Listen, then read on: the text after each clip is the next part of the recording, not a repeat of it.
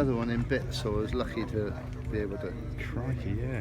I mean, they were. I remember, you know, the sort of posher families had these, but they were well-built cars, weren't they? The interior's beautiful. Yeah. This was the top of the range. Yeah, absolutely.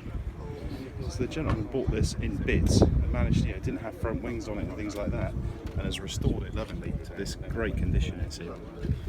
And if you had one of those back in the time, it must be bringing back some great memories. 164 TE here at Chepstow. Wow, Volvo. It's cars like this that made the brand, isn't it? And those enormous bumpers, of course, safety conscious at the time, and things like this clever indicator that you can see from the side and the front was all part of how Volvo rolled. And of course, they famously came up with the seatbelt, didn't they? And then gave the patent away for free, so other people could have it and be safe, in typical Volvo standard. Absolutely lovely to see it here at Chepstow.